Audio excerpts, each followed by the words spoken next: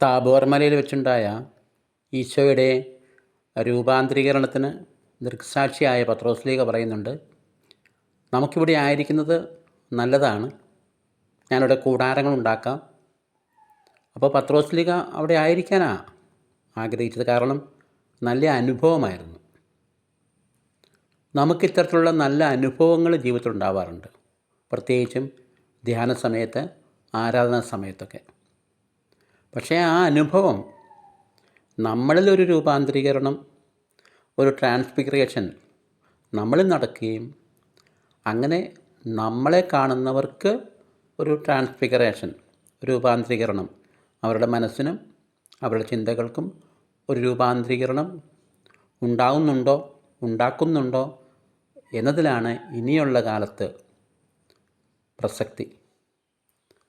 അതല്ലാതെ അങ്ങനെ ധ്യാനം കൂടുന്നത് മോശമാണെന്നല്ല ഞാൻ പറയുന്നത്. ധ്യാനം കൂടി 3-4 ദിവസം നല്ല അനുഭവമുണ്ടായി തിരിച്ച് വീണ്ടും പഴയ അനുഭവങ്ങളിലേക്ക് പോകുന്നു, അത് ആവർത്തിക്കപ്പെടുന്നു. പക്ഷെ ഇനിയുള്ള കാലത്ത് ഇനി ഒരാവശ്യം അനുഭവമല്ല, പിന്നെയോ എൻ്റെ അനുഭവം മറ്റുള്ളവർക്ക് അനുഭവമേദ്യമാക്കി തീർക്കാൻ പറ്റുന്ന ആക്ഷനാണ് ആവശ്യം, ആക്ടിവിറ്റിയാണ് ആവശ്യം. അതിനായി നമുക്ക് യത്നിക്കാം. എത്രയോ ധ്യാനങ്ങൾ കൂടിയവരാണ് നമ്മളെല്ലാം.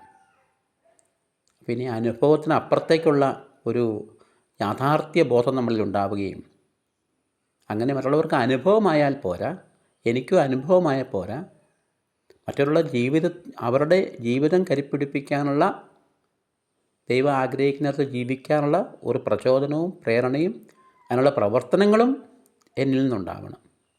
പ്രാർത്ഥനയും പ്രവർത്തനവും രണ്ടും നമ്മെ ഉയർത്തുന്ന രണ്ട് ചിറകുകൾ പോലെ ആത്മീയ വികായത്തിൽ നമ്മളെ ഉയരുവാൻ ദൈവം അനുഗ്രഹിക്കട്ടെ, സഹായിക്കട്ടെ. ആമേൻ.